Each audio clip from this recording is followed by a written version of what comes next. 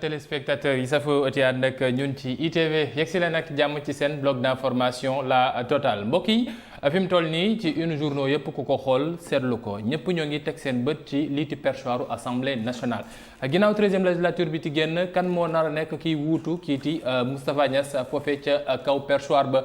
ndax waa Benno Bokk Yaakaar ñoom ki ñuy yóbbu moom mooy nekk ka fay toog wala waa Yewwi Askan Wi ñoom ki xam ne moom la ñu tànn seen biir wala waa Wallu Sénégal kiiti Mamadou Lamine Thiam mi xam ne moom la ñu wax ne mooy seen candidat moom mooy nekk ci biir ndax fi mu toll nii coow li bëri na kenn xamul ba léegi mbir yi fu mu nekk démb def nañu ab waxtaan mu jëwul fenn tey jii ñoo ngi defaat ab beneen waxtaan ndax waxtaan wi am nañu ab porte boo xam ne mën nañ ko woowee porte de secours issue waaye itam lu jëm ci élection présidentielle 2024 ñëpp a ngi teg ci seen bët ci présidentielle boobee xam ne seegul at des na ci waaye ñëpp a ngi wax ne waxtoom jot na ñiiti waa PRP ñoom tamit nan la ñu taxawoo ci mbir moomee ndax kiiti Déthié Fall ñëpp nee nañu bokk na ci architecte victoire wala sax liiti exploit bi waa opposition bi def ci élection législative yi est-ce que moom taxaw na teg ndambal tànkam ngir mën a bokk ci élection présidentielle yooyu yëpp ay laaj yoo xam ne incha allah nañ ko waxtaanee tey ak suñu gan ci plateau bi moom mi xam ne moo ngi bokk ci PRP turam di Abdourahmane Sall nekk secrétaire national chargé des cadres foofee ci PRP bu Déthié Fall ñu nuyu la bu baax Sall bàyyi la nga nuyu waa Sénégal waa àdduna waaye itam waa PRP fépp fu ñu mënti ne. merci bien Cheikh Hassan. maa ngi lay nuyu bu baax di remercier également si invitation bi ngeen ñu defal. di nuyu également l'ensemble de nos compatriotes ñi nga xam ne ñuy seetaan à travers vos différentes plateformes. di nuyu tous les militants de PRP tous les militants de Yewwi Askan Wi tous les militants de l'intercoalition Yewwi Wallu ñu ngi leen di nuyu ñoom ñëpp di leen andil suñu nuyu également suñu njiit le président Déthié Fall donc di am yaakaar tamit rek émission bi na nekk émission bu am solo boo xam ne Sénégal yi nañ si jàng lu bari allahumma amiin loolu mooy lépp solo sax ñu jëlee ci ay jàngat Abdourahmane laaj bi Sénégal yëpp di laaj mooy lan moo waral ba léegi xamaguñu kan mooy candidat bu waa intercoalition Yewwi Wallu ci perchoiru assemblée nationale coow li lan moo ko waral. waaw merci Cheikh Hassan avant mooy tontu ci question bi je voudrais d'abord ñu contextualiser contexte bi ñu nekk. parce que c'est loolu am na solo trop pour mën a tax ñu mën a comprendre en fait ban état d'esprit la suñu leaders yi. leaderu Yewwi ak leaderu Wallu fan lañ nekk. xam nga élection législative yi ñu jógee dafa nekkoon élection législative yoo xam ni dafa am solo trop ci Sénégal. parce que dañ nekkoon à la croisée des chemins ñu doon laaj Sénégal yi est-ce que d'accord ngeen. que Macky Sall ni mu doxalee réew mi mu yoree réew mi ba tey est-ce que d'accord ngeen mu continuer ko wala da ngeen bëgg changement am wala da ngeen bëgg donc wan ko ni d'accord ñu jox adopté beneen projet. bi ñu xamee loolu ñu xam ne tamit bi ñu jàngee élection locale yi résultat yi fa génnoon nga xam ne ko coalition Benno Bokk Yaakaar ñëpp gis nañ ni amul majorité 42% la amoon mais tibu élection bi taxoon ñoom seen bopp ñu am ay communes yu bari ba toog di wax fu nekk ni ñoom ñoo am. majorité ñoom ñoo donc dominé électorat Sénégal te ñëpp xamoon nañu ils étaient minoritaires bi jàngat loolu ñu xam ni bu ñu demaatee ci élection législative selon le même schéma compte tenu typologie kii bi élection bi comme ni nga ko waxee léegi le président Déthié Fall avec la coalition Yewwi xalaat en fait le plan PDF. muy le plan Déthié Fall bi ñu mettre en pour am l'intercoalition. loolu dinañ ci après ñu bàyyi ñu avancer. léegi bi ñu def bi ñu ko waaw bon loolu dañ ci dellu si certainement. bi ñu defee loolu. ñu dem si élection législative ñu dem si porter un discours boo xam ne dañ fa accès sur différents points. premier bi mooy ñu dénoncer tentative projet troisième mandat bi président Macky Sall nar a def. deuxième bi tamit. ñu dénoncer président Macky Sall ni mu yoree réew mi ni nga xam ñëpp gis nañu Sénégal tey ni mu mel ça manque de vision manque projet yi mu teg ñëpp gis ni projet yoo xam ne am benn impact tey ci économie Sénégal ba tax tey Sénégal boo xoolee il y a 6 millions plus de 6 millions ñoo xam ils vivent en deçà du seuil de pauvreté 6 millions de Sénégalais amuñu 1000 francs yu ñu dundee ñu gis ni tey Sénégal également atteindre na benn niveau d'endettement très très élevé parce que tout simplement président Macky Sall dafa mel ni comme ñeneen la fi nekkal. ba nga xam ne projet yi fi teg yëpp c'est des projets yoo xam ne dañuy tuddee des projets de prestige yoo xam ne amul benn impact ci dëkk bi ba nga xam ne tey suñu taux d'endettement tey on est à 67 plus de 67% par rapport au PIB. alors que maximum bi 70% la. ba tey Sénégal tey pour réformer benn hôpital di jaay li ñu tuddee les biches de la famille di jaay terrain yi parce que amatul lu mu ko jaayee lu mu ko financé donc ñëpp gis ne Sénégal si nguuta ak kii bi mu nekk ñu gis loolu yëpp ñu projet ce discours là Sénégal yi ànd si ak ñun Sénégalais yi porté ñu jox ñu le vote populaire tey boo xoolee résultat élection yi 1 548 000 ñoom ñoo voté l'intercoalition Yewwi Wallu contre 1 517 000 effet plan PDF bi def ni Sénégalais yi également jox la majorité à l'opposition opposition confondue am 83 députés naam am na kenn koo xam ni il a tenu un discours radical dem fekk leen si donc Benno Bokk Yaakaar am 82 donc lii dëgg mooy opposition bi confondue ñu tenir un discours d'opposition radicale am 83%. donc loolu noo nekk une très grande responsabilité pour peser wu sur la tête des leaders parce que dañoo dekki de l'espérance dans ce pays-là tey ñu xam ne tey on n'a pas le droit de trahir cette espérance-là Sénégalais yi dañoo yëkkati baar bi très haut les Sénégalais nous regardent ñu dig leen les Sénégalais vous regardent mais xam nga itam Sénégalais yi am na temps boo xam ne dañ leen ko jox parce que fi mu toll nii ba ñu tàmbalee 36 ba 40 yaa yore kàddu gi te ba léegi benn question gi ma la laaj tontu woo ma ci lan moo waral loolu maanaam lan moo waral ba léegi l'intercoalition Yewwi Wallu xamuñu kan mooy seen président parce que loolu dama bëgg nga andi ma ci leeral. su fekkee ne mën nga ci wax waaw wala déet ne lii la wala lee la laataa ñoo dem ci xibaar. parce que dinaa la si waaw mais wax nga dëgg mais quand même foog ñu xam ban état lañ nekk. loolu dinañ ci waaw parce que bilan wu élection législative yi loolu wax boo xam ne. dama la bëgg wax lan moo tax. loolu am. lan moo tax loolu nga laajte. loolu ay tontu. d'accord ma ne tey leader yi dañoo am de la responsabilité. xam ni les Sénégalais les regardent. xam ni li ñu dig Sénégalais yi amuñu droit trahir ko. loolu nag tax tamit architecture bi ñu war a am assemblée nationale. war nañ architecture boo xam ne daf ñuy mën a permettre li ñu dig Sénégalais yi ñu mën ko am. maintenant nag la coalition Yewwi Askan Wi ak la coalition Wallu dafa am ñoo xam ne mais ce qui est tout à fait normal. c'est des dignes fils du Sénégal ñoo xam ne dañu am ambition pour seen dëkk. am si ñoo xam ne et ambition et c'est toute erreur. ñu am coalition boo xam ne dafa am ñu ko composé ñoo xam ne dañu am ambition moo gën. am coalition ñu composé amuñu ambition. maintenant ñu nekk dans un processus comme processus bi ñu amoon bi ñuy def local yi. dañu tey un processus bu aboutir au choix des candidats. ñëpp naan Yewwi du ko réussir.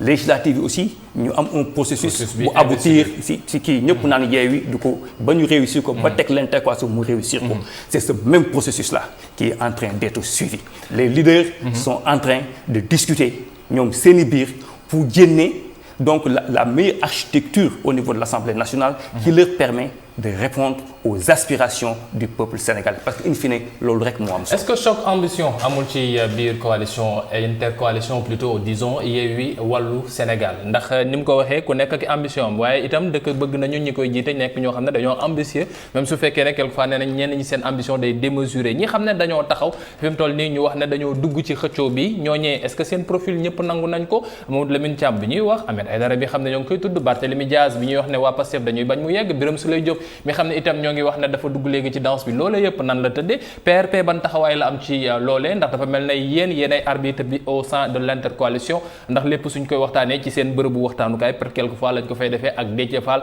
xalaatam nan ngeen nar a gisee mbir moomee élection présidentielle 2024 élection législative 2022 yi ñu jógee jàngat gi ñu ci war a mën a jëlee est-ce que opposition bi pare na am taxawaay boo xam ne dina am solo loolu ci élection présidentielle yi ñu dégmal loolu yëpp incha allah ay poñ loo xam ne dinañ ko waxtaanee ci ñaareelu partie seen bloc d'information la totale ak Abdourahmane Sall nekk secrétaire national chargé des cadres bu PRP moom mooy suñu gan ñu yaakaar ne ci ñaareelu pàcc bi tontu gi dina ko andi mu leer naa ñi bañ a xam kan mooy kii toogal waa opposition bi foofee ca assemblée nationale léegi mbokk yi ñu yegsi ci xibaaru marax yi 18h45 andi ci ak Baye Cheikh Sall dellu soit ci kanam incha allah.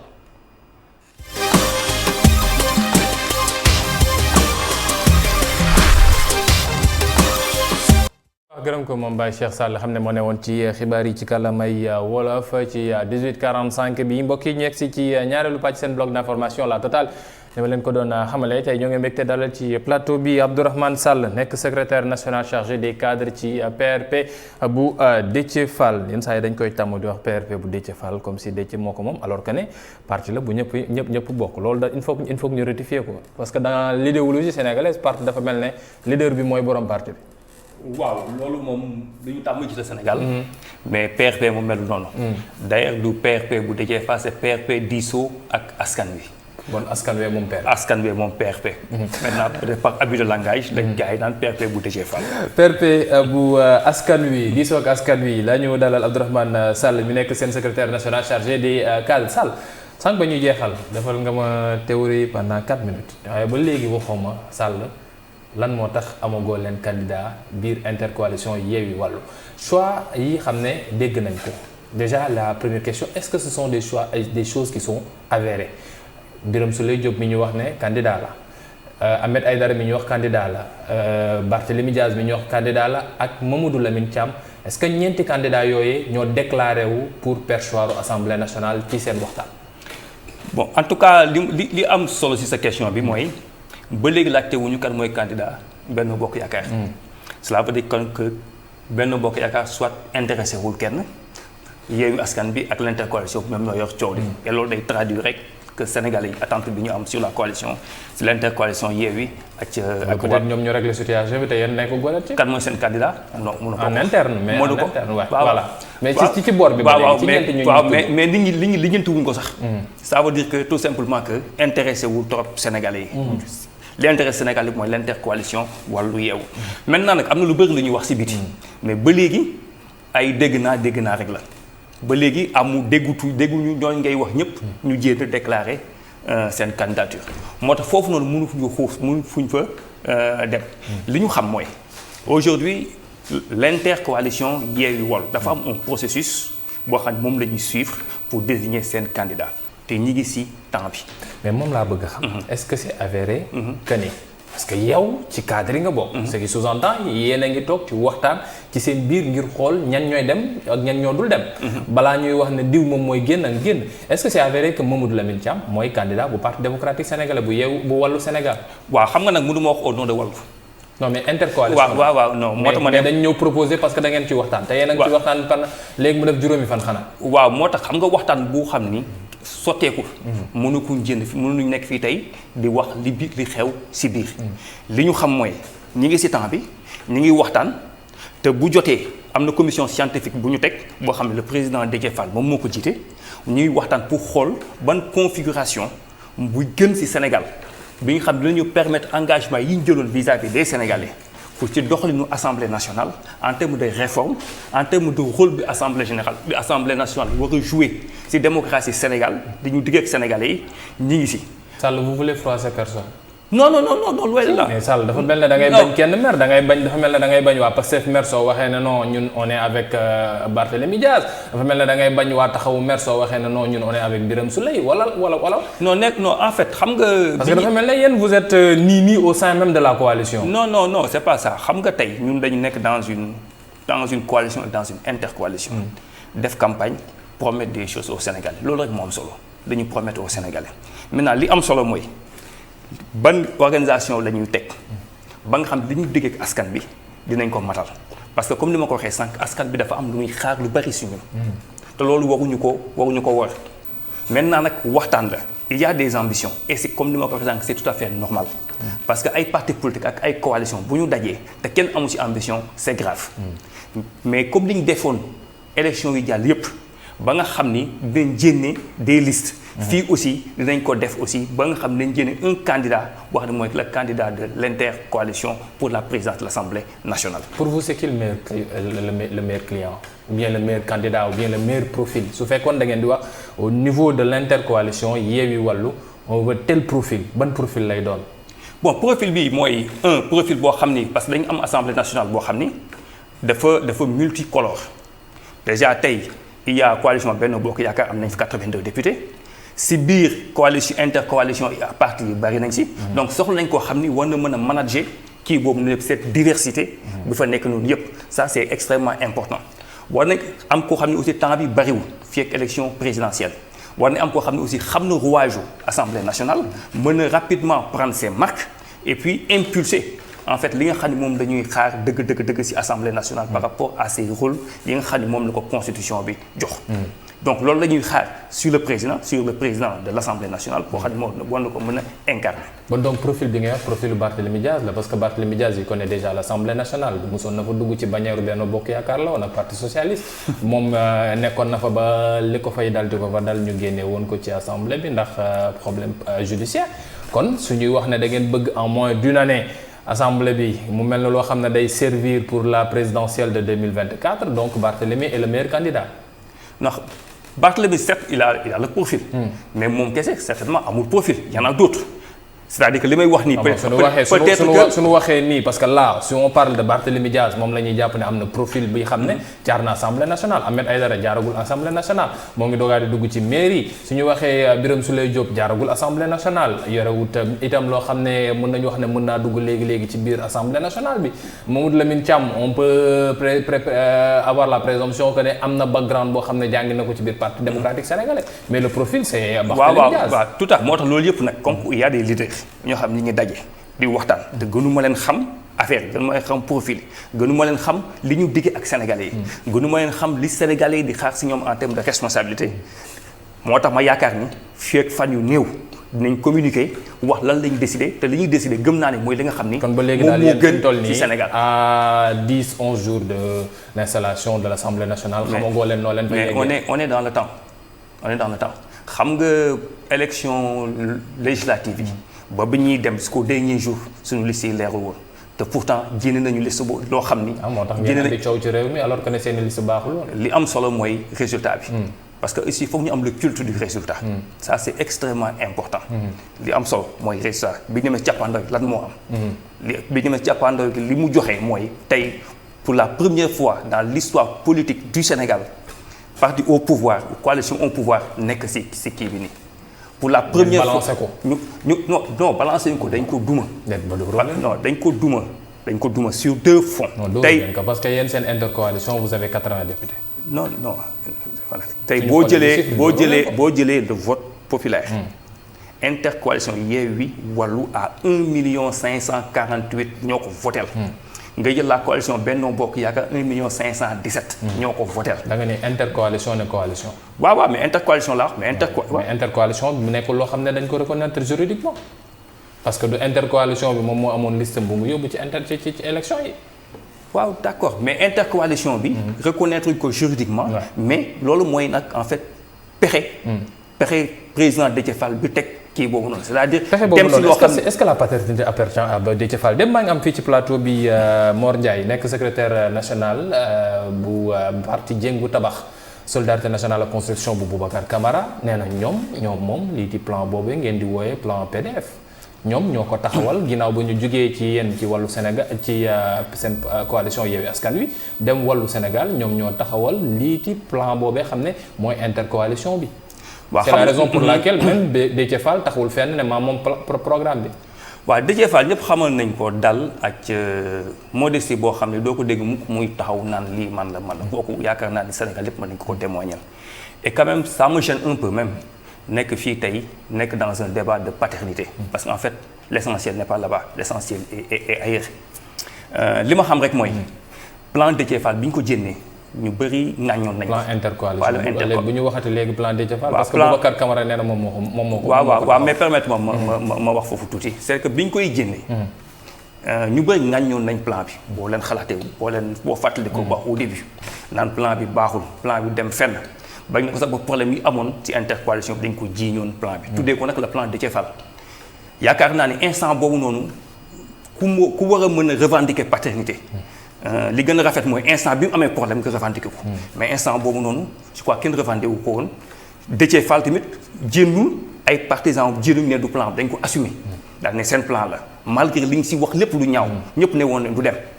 donc bu demee ba sotti keneen jógee ne moom la vraiment duñ fi nekk di xëccoog moom. Ousmane Sonko jénn na wax tamit. si campagne bi. daal di ne Déthié Fall moom moo ko jénne c'était bi mu demee Diourbel. donc ñun duñu nekk fii di xëccoo parce que en fait in fine même du plan bi rek moom plan bi naam am na ci solo parce que plan bu du woon plan bi tey. Benno Bokk Yaakaar peut-être dina am. lu ëpp donc plan bi mooy li tax ñu nekk situation bi ñu gagner le vote populaire après gagner le vote symbolique bi nga xam de vote des députés. bu du woon mais au-delà du plan même liggéeyu coalition bi yëpp la.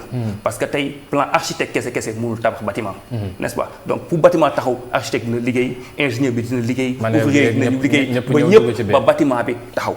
tey dañuy reconnaître que plan yi bu doxee c'est parce que ñëpp ñoo ci jàpp naam nag. le stratège ki nga xam ne moom moo ko xalaat. te assumer ko bi ñu koy ŋaññi bi nga xam ne ñëpp ñu naan plan bi du dox kooku moom c'est Déthié Fall. loolu maintenant nag duñ fi nekk trop.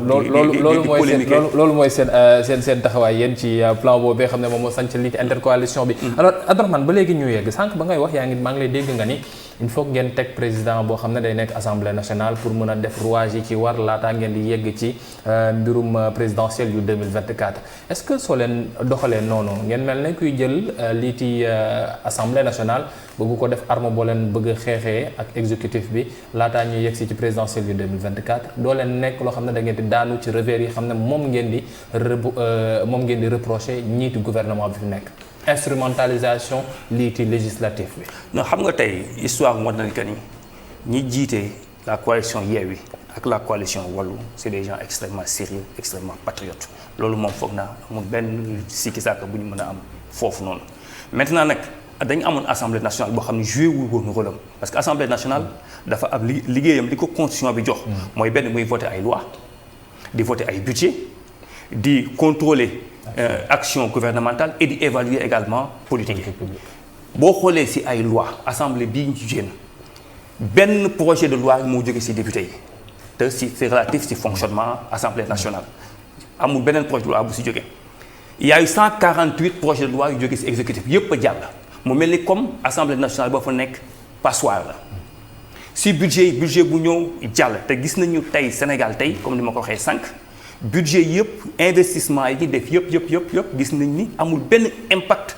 bu mu am ci économie Sénégal parce que tey bu ñu demee tey ba Sénégal mënatul endetté wu pour tabax hôpital parce que tout simplement son taux d'endettement atteint le niveau boo xam ni à 67 et quelques pour cent alors que UEMOA nous limite à 70%. loolu war a tax tey ba Sénégal tey président Macky Sall dem di jaay les bijoux de la famille di jaay terrain parce que tout simplement ils ont investi sur des investissements de prestige amul benn impact tey gis nañu dëkk bi di sonné investissement de prestige mais investissement de prestige aéroport ngeen di woowee investissement de prestige wala tali yi mu tabax moom mooy investissement de prestige wala école wala hôpital yi ñu tabax non xam nga tey mënoo jël 155 milliards def ko ci stade de football pendant ce temps ñuy wane ay xale yu ndaw nekk dans des abris provisoires di jàng ci ay moule xam nga loolu tey loolu dafa sax àndul ak. donc vous êtes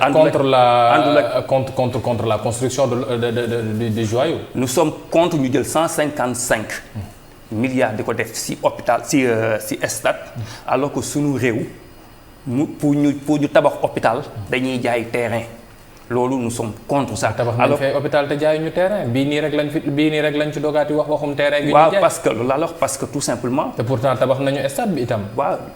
moo tax parce que yéen dafa mel ne da ngeen bëgg wax ne waa monde sportif bu amuñu droit Sénégal ba mu daan génn Sénégal te dem football ji ci yeneen dëkk yi ñëpp ko doon ñaawlu. ñëpp ko doon ñaawlu tout à fait xam nga tey doo am problème pour yóbbu say doom ñu jàngi nga dem lebi jënd Mercedes pour yóbbu leen ñu jàngi te xale yi amuñu luñ jëndee bic xale bu ñu fay rek ñu kii moo nga jënd oto bu gën a simple ñu jàngi nga fay leen seen jàng n'est-ce pas bu ñu xeefee ñu lekk loolu moo ëpp solo dem lebi jël dafa Mercedes pour ñu leen di yóbbu ba nga xam ni suba xale bi feebar nga obligé di jaay sa kër pour mën leen faj loolu la état du Sénégal def c'est des investissements de prestige lever l'endettement du Sénégal à un niveau boo xam ne très élevé te bénéficiaires yépp ce sont des entreprises étrangères yoo xam ne bu doon sax si ñun lay dellu si wante ñal ñu ko lebal ñoom ñoo ko jëlaat tey moo tax tey Sénégal nekk si nguute bi mu nekk. mais assemblée bi ngeen di wax ne def dara li ñu fa jàllale bokk na ci ay loi yoo xam ne yekk na ci partenariat public privé. non taxaw nañu itam ay loi yoo xam ne moom mooy pour le loi sur le bien local tur bi moom a réer boo xam ne dañuy privilégier fii lu ñu fiy defaree laata ñoo wax leneen donc am na loo xam ne assemblée bi. def na pour que réew mi mën a am lu mu jëriñoo. avant may répondre si loolu. ma continuer rek c'est que beneen rôle assemblée nationale bi nga xam ni moom mooy di contrôler. action gouvernementale. mais en 5 ans de législature assemblée nationale bi fi génn. ñaari ci enquête parlementaire lañ def. 5 ans de législature malgré yi fi am yëpp. nguur yi fi am yëpp détournement yi fi am yëpp benn bi c'est sur les inondations. te tey ku gis tey ak le plan décennal des inondations 766 milliards plan décennal bi woon jeex en 2022 ba tey Sénégal tey. nekk encore sous les eaux. enquête boobu amul dara lu mu génne tey pour fixer les responsabilités donc par rapport à ça beneen mooy kii 94 milliards qui était un dossier très politique ñaari enquête parlementaire la kii def Assemblée nationale def. disons Assemblée nationale dans sa généralité parce que waa kujje gi ñoo ngi woon ci biir assemblée da bokk nañ ci commission yi waaw mooy dugg foofu pour l'évaluation évaluation politique yi. Rien parce qu'il y a benn comité la ñu waroon def que la commission n'a pas été installée en 5 ans donc c'est une assemblée nationale boo xam ne dafa jaar complètement à côté. Maintenant nag ñun au niveau de l'intercoalition on a promis aux Sénégalais de corriger tout ça. de def ba nga xam ni bu ñu fa nekkee les budgets dinañ ko def ba nga xam ni dafay dem sur des secteurs importants. du ñu voté ci juste des budgets boo xam dañuy permettre le président de la République xaw ma pour satisfaire des entreprises étrangères. je ne sais pas quel lien il a avec. ba nga xam ni loolu dañ koy kii kooku dinañ si taxaw ba du mën a am détournement yi am le contrôle de l'action on va le faire. Les leaders se sont engagés pour lancer des enquêtes parlementaires sur tous les dossiers yi nga xam ne tey nekk na fi tey sénégalais yi yëpp jaaxle si parce que kenn xamul nu on va le faire l'évaluation tamit on va le faire. mais loolu pour mu am maintenant bu dee dafay créer ay problèmes parce que dafa am lu ñuy nëbb mais ça va créer des problèmes parce que on va jouer notre rôle. D'accord, donc ça veut dire que vous êtes là pour évaluer tout le monde. Mais bien sûr. Pour évaluer tout le monde y compris ñi xam ne ay députés la dañu nekk ci biir. coalition Yewwi wala Wallu wala ci ku jegi te am itam loo xam ne toppee nañ leen ko. mais tout à fait. ñëpp mënuñu xeex dara. ba pare ñëw di def le contraire. nous ce qu'on veut ce qu'on a promis aux Sénégalais et Sénégalais nous entendent. les Sénégalais dañ ñu fal pour ñu respecter suñuy engagement. seen engagement bokk na ci nekk ci kujje gi bañ a nekk ñoo xam ne dañuy gàllu gauche wala su tayee ñu taxawee tànku gauche suba ñu taxawee tànku droite dégg nañu ba ngeen amee 80 députés ca saasi ñu gis ñenn ñi di wax ne bés bu ñu déggee benn député boo xam ne daa jóge ci ñun dem ci nguur gi nañ ko wax lii nañ ko wax lale lan la est-ce que dafa am ay démarches yu tàmbali am ci seen 80 députés yi xam ne moom ngeen am intercoalition bi wala da ngeen dégg ne yéen am na députés yoo xam ne dañoo àndoon ak yéen rek pour faj mer. Bon xam nga nag c'est un peu difficile. de répondre sur des questions yoo xam ni ay dégg na la. non mais parce que seen ay leader ñoom ñoo taxaw wax ko dégg nañu Bara Gaye def fi conférence de presse menacé ne député boo xam ne dafa jóge ci ñun dem ci feneen bañu ñu ci ba woo ab avocat ngir ñu delloo ñu lu ñu moom moo ko wax. waaw bon ak yeneen député yoo xam ne bu dee Bara Gaye moo ko wax bon kooku peut-être Bara Gaye pourra waaw on est dans la mais on n'est pas responsable aussi de tout ce que les gens disent. bu dee Bara Gaye moo ko wax Bara Gaye certainement pourra s'expliquer. li ñu xam mooy li mu wax mooy ñi ñu xam ne investi nañ ay nit la ñoo xam ne on a confiance en eux. te gis nañu dégg nañu les Sénégalais dégg nañu le message des Sénégalais. te jàpp naa ni on n'a pas de raison de douter de leur sincérité et de leur engagement et jàpp naa ni ils vont jouer le jeu bi nga xam ne Sénégalais yi ñoom ñoo leen ko jox. j'ai aucune raison de croire que dina am ay députés yoo xam ne ñu marchandé ak en tout cas yëguma ko. maintenant bu dee am na ñoo xam ne aussi ñu ngi koy supposer bon.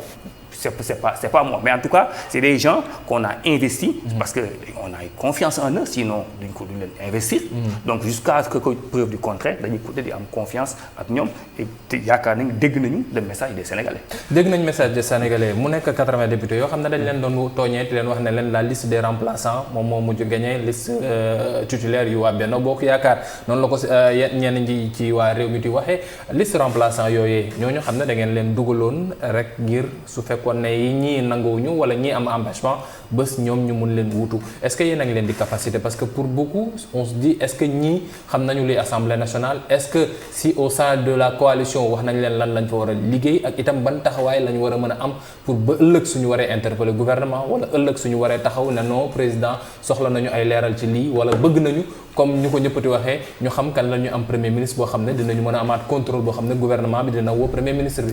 man je crois que dama yaakaar yenn saa dañuy tooñ sax ñi nga xam ñoo nekk si ñu nekkoon des suppléants.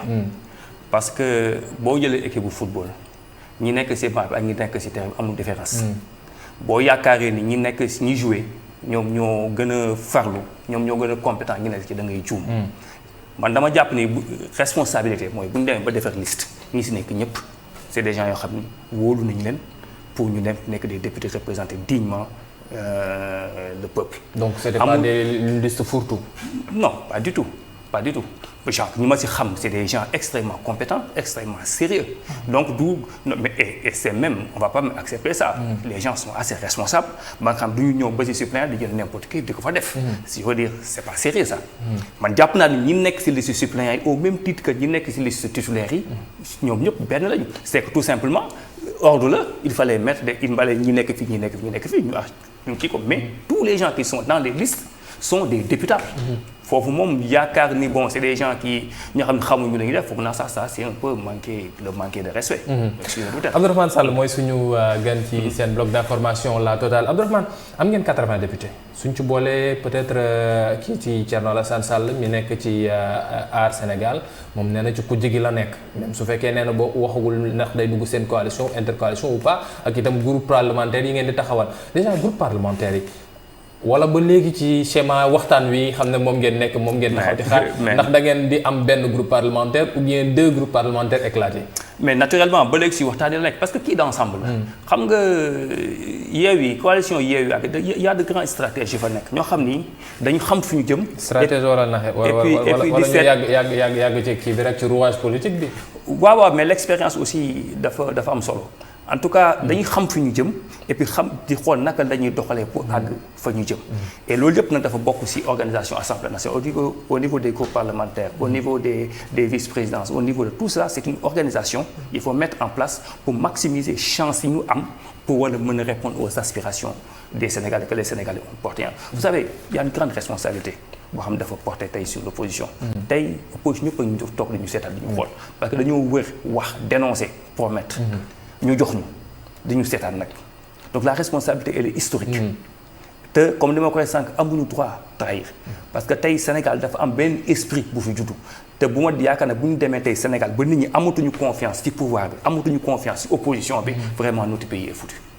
notre pays bon bu mu yegg ci loolu ndax réew mi ñun ñoo ko bokk bu ñu nangu mu tasaaroo wala mu salfaañu ko loolu mooy li ëpp solo Abdourahmane Sall la ñu dalal mbokk yi léegi ak 19h40 jot na waxtu xibaaru nasaraan yi xam ne dañ ci ànd tey ak Aïssata Ndiaye Fall ñu dellu soit ci ñetteelu pàcc seen bloc d'information waxtaanee lu jëm nag ci élection présidentielle 2024 Ousmane Sonko génn na wax kii ci Malick Gakou génn wax Khalifa Sall waa bërëbam ñoom tamit génn nañu waxal ko ñeneen ñoo ngi tàmbaliti wane seen bopp Karim Wade sax moom nee nañu day bokk itam ci xëccoo gi PRP ban taxawaay la ci am est-ce que ñoom dañuy mel na luy def lii ci rouage yi nit ñi fu ñuy mën a jaar te ñoom duñu bokk ci xëccoo bi wala président Déthié Fall bi la yoon moom day xëccoo dem ca élection présidentielle peut-être ngir wuutu kii di maître am di Idrissa Seck peut-être deuxième ou bien premier pourquoi pas yooyu yëpp ay poñ la yoo xam ne incha allah ci mujjanteelu pàcc gi dinañ ko waxtaanee ak suñu gànn kon nag léegi mbokk yi ñu yegg si ci xibaaru nasaraan yi 19h45 ak Aïssata Ndiaye Fall.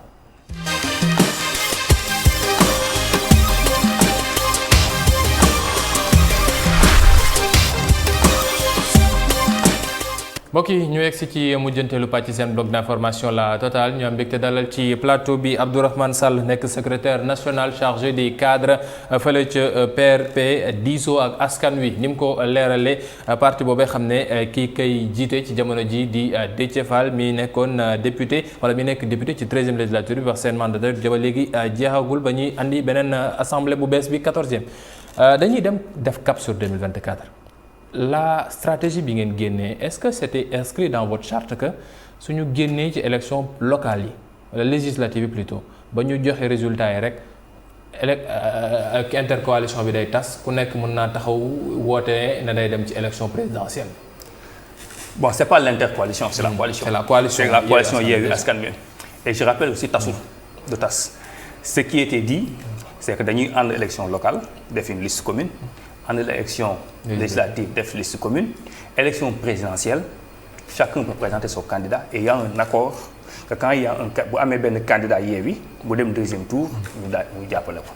Donc loolu moo nekk ci charte bi élection législative yi jeex na les gens am nañu sañ-sañ manifester seen souhait pour présenter wu dans une élection présidentielle. Ça garde rien dans le temps dans le timing waxtu bi ñu ko defee alors que ne installé guñu ba léegi 14e législature bi député yi toogaguñu xamaguñu kuy nekk ci kaw assemblée nationale bi xamaguñu groupe parlementaire ni mu demee suñu gisee Ousmane Sonko taxaw def candidature ne am na yenn parti yoo xam ne ay parti télécentre lañ leen mën a cabine téléphonique lañ leen mën a woowee suñu gisee kiiti Malick Gakou grand parti génn itam ne moom day dem bokk ci élection présidentielle bi Khalifa Sall itam ay ñooñam génn ne Khalifa pour 2024 ñooñu ñëpp génn taxaw te amul lenn loo xam ne mën na leen ko yàqal ci seen gis-gis ci seen coalition bi xam ne moom ngeen war a yóbbu fale assemblée. non xam nga dès lors que dañ ne rek ku mu neex présenté wu. je crois que léegi opportunité timing bi c'est laissé dañ koy bàyyi appréciation candidat bi. parce que ku si nekk nag léegi yaa moom sa bopp. yow yaay apprécier ce moment de communication. apprécier kañ nga ko mën def. selon yow c'est objectif. donc loolu dañ koy nangu ku nekk. parce que amul dara lu leen tënk pour wax ni à certains moments lañ ko war a def wala à certains moments lañ ko war a def ku si nekk comme que da nga bëgg nekk candidat selon sa analyse yow yaay apprécier. ban temps bi nga koy def ragaloo leen mu am impact ci lii ci élection ci installation assemblée nationale. non yaakaaruma ko député ya fay nekk. non yaakaaruma ko dès lors que même tey sa question yi sànq ba léegi nii.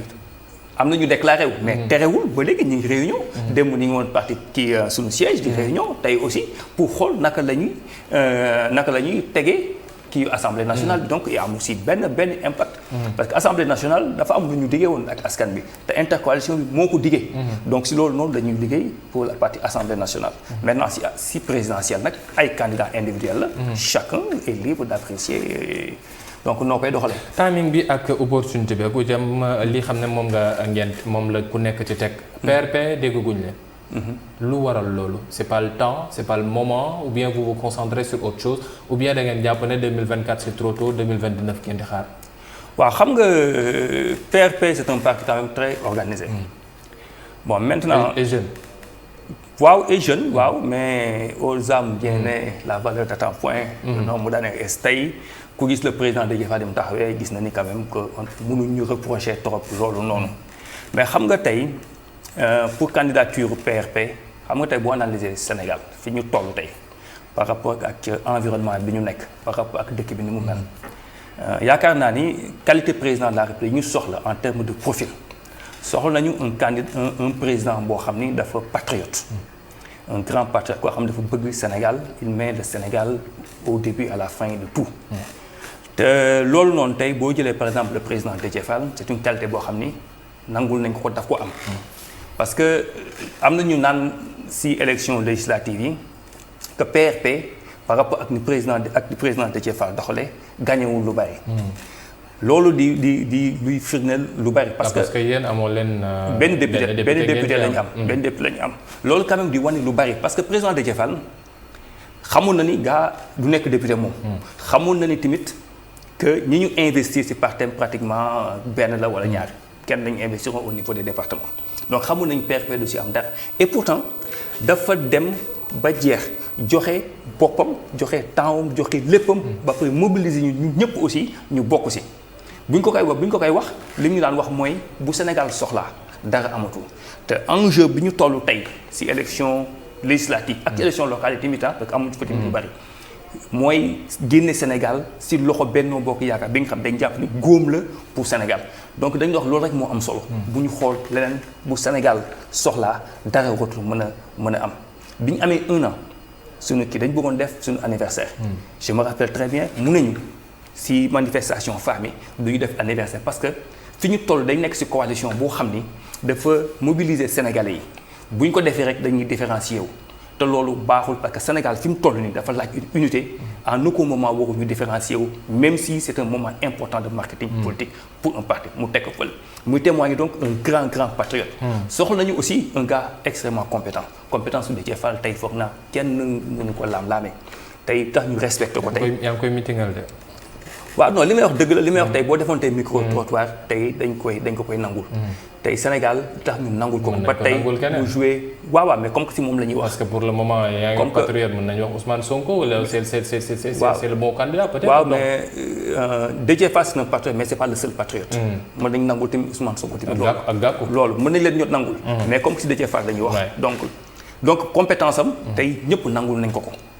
boo xoolee rôle bi mu joué au niveau de la coalition c'est pas sa compétence donc nangul nañ ko également ñu soxla aussi un homme intègre je crois que également bokk na si les rares hommes politiques tey Sénégal yoo xam ne mënuñ leen tudd si dara lu ñaaw loxoom set na defu fi mu si fi mu amul dara lu ñu ko mën a reprocher sur le plan comportement et sur le plan jëfin ñu soxla également nit ku am fit un homme courageux parce que tey boo xoolee Sénégal tey par rapport ak lobby yi fi nekk yëpp Sénégal war a faire face à ça ak découverte pétrole ak gaz bi ñu am ñu wax ñu nekk appétit pour beaucoup ñoo xam ni lobby yu bari Sénégal tey war a am taxawaay am njiit dafa war a am taxawaay pour faire face à tout ça dañu wax solo ko am dafa am fit dafa ñeme te gis nañu ça aussi si moom donc en termes de profil certainement il a le profil pour l'occuper.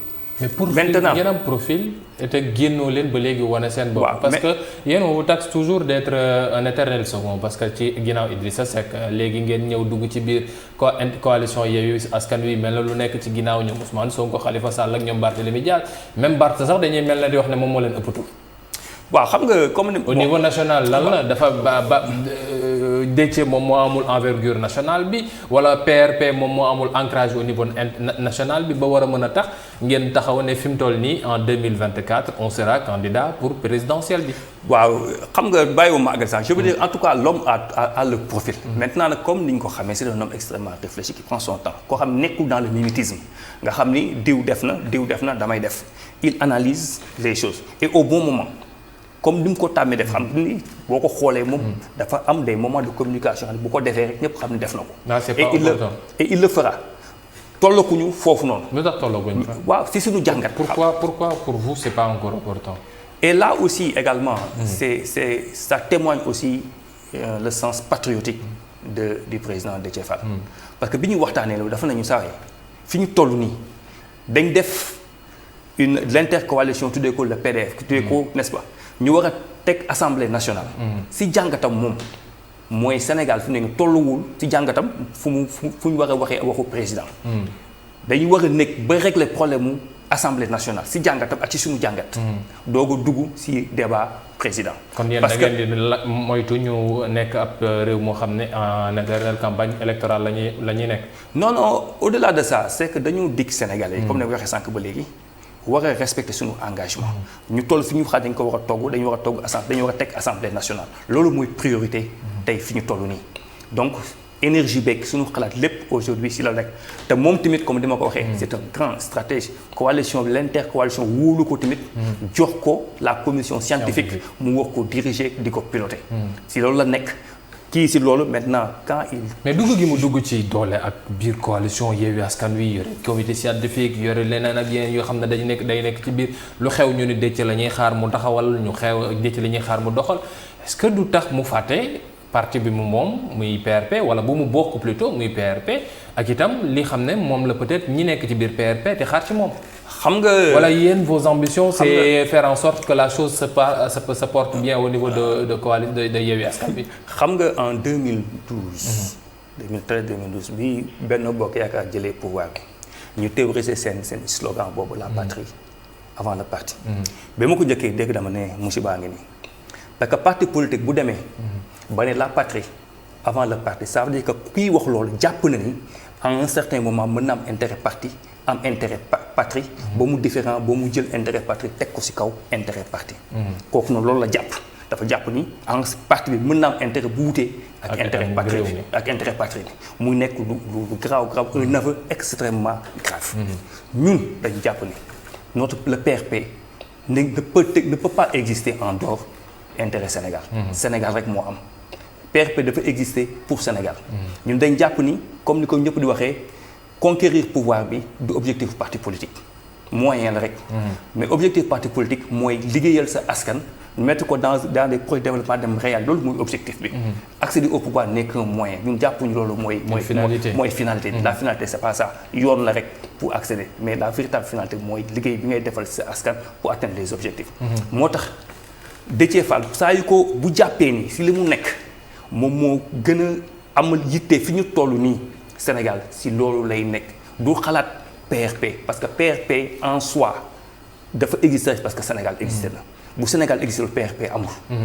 donc fi ñu toll nii ñun PRP dañ jàpp ni intérêt Sénégal mooy ñu xool nu ñuy tegee liggéey au niveau de l'Assemblée nationale jël suñu cerveau yëpp mettre ko au service de l'intercoalition pour que engagement yi ñu jël vis-à-vis des Sénégalais bi ñu defee tour Sénégal wax ak ñoom. ñu mën ko réaliser. parce que nag Sénégalais yi ñu ngi ñuy xool et espérance bi ñu jur si ñoom amuñu droit décevoir. dafa mel ne da ngeen jël da ngeen jàpp ne lii ci Assemblée nationale li ngeen fay dox ab sondage lay nekk pour présidentielle bi. non kii bi jeex na sondage xam nga sondage. dama ne maanaam li ngeen fay dox dafa mel ne li ngeen fa war a def ci diiru at bi xam ne moom ngeen fa nar a toog dafa mel ne sondage ngeen ko jàppee pour xam ndax di ngeen am dara ci kanamu Sénégalais ou pas en 2024. non du loolu li ñu jàpp ni rek mooy. parce que à chaque instant on vous entend dire non lu ñu de Sénégalais ñoo ngi ñuy xaar ndax sas nañ ñu sas boobu soo leen ko matewul bon vous vous dites que ne 2024 mën ngeen bañ a am dara. non xam nga loolu mooy conséquences yi mais au-delà de ça dañoo wër décrier pouvoir bi fi nekk. ne Sénégalais yi boo leen ñu joxee dinañ def lii ak lii ak lii bu dee ay góor lañu. bu ñu Sénégal ci tuumal nguur gi ngeen bëgg a tax. non pas tuumal nguur gi. dañoo diggee tamit def un contrat def un programme de législature. ne Sénégalais yi boo leen ñu joxee dinañ def lii ak lii ak lii. Sénégalais yi jox ñu am nag la responsabilité historique devant le peuple sénégalais. jéem a matal sunu wax. ñun bëgguñu mel comme ñi fi nekk comme Macky Sall. li mu def c'est-à-dire diggee damay def 5 ne boole ma falee 5 ans la def pas 7 ans. ñu fal ko mu def 7 ans. ne boo leen ma voté lee loolu conseil constitutionnel la. waaw mais moo ko waxoon. ne boo leen ma voté ne constitution wi nii. boo leen ma voté lee du ma def 3e mandat mu wax ko avant ñu koy votel expliquer ñu votel ko fi mu nekk nii ñu laaj ko mu ne du wax waaw du wax déet. n'est-ce pas ñu nekkuñu si loolu ñu dañ ne li ñu dig Sénégalais yi. n'est-ce pas nañ en tout cas nañ def tout. ba ma ko réaliser et si loolu lañ nekk. ci matal ko googee ngir liggéey pour Sénégal la ñu war a xool ku nekk fa mu war a taxaw ngir def liggéeyam njaga benn laaj rek laa am pour terminer parce que 20h30 jot na waxtu jeexal émission bi jot na Abdourahmane est-ce que Déthié Fall a été consulté pour le poste de Premier ministre. pourquoi ñu koy consulter pour le poste de Premier ministre. yéen a ni il est là pour le Sénégal. waaw il est là pour la mais intérêt Sénégal tey du mu nekk poste premier intérêt Sénégal mooy bi mu wëree Sénégal la mu leen diggee ba Sénégalais yi jox ñu nekk si loolu mooy intérêt Sénégal parce que Sénégalais yi gënuñu leen xam seen intérêt. Sénégalais yi dañoo wax ak ñoom ñu dégluñu. si li ñuy wax ñu ne d'accord donc dem defi leneen mooy wor Sénégalais yi. donc Déthié Fall n'a pas été consulté pour le poste de premier ministre Déthié Fall bëggul nekk poste premier ministre. mais nekkuñu sax dans cette logique là. Nous, on est dans l'opposition, on a fait le tour du Sénégal, on a pris des engagements vis-à-vis du peuple sénégalais. Le peuple sénégalais jox ñu confiance. Si loolu peuple sénégalais déglu ñu ba jox ñu si loolu la ñu nekk di ko jéem a doxal loolu ngir mën a wàccoo ak sénégalais li ñu leen dikk loolu mooy jàngat gi ñu war a mën a jëlee ci waxtaan gu ñu sekk ak kii ci Abdourahmane Sall nekk secrétaire national chargé des cadres bu parti PRP diisoo ak askan wi moom mi xam ne moom la ñu dalaloon tey ci seen bloc d'information la Total doon yëy yàbbi ci élection législative yi ñu génn élection présidentielle ma la ñu dégmal waaye itam ñoom ñooñee suñu demee ca biir assemblée nationale ban taxawaay lañ fa war a mën a am jubaloo wala sax liggéey ñu war a defal askan wi en tant que tel lan la war a mën a doon jox leen dig daje mbokk yi ëllëg incha allah ci beneen waxtaan beneen bloc d'information ak itam yeneen i gan ngir waxtaanee loo xam ne Sénégal lay yitteel jërë ngeen jëf mbokk yi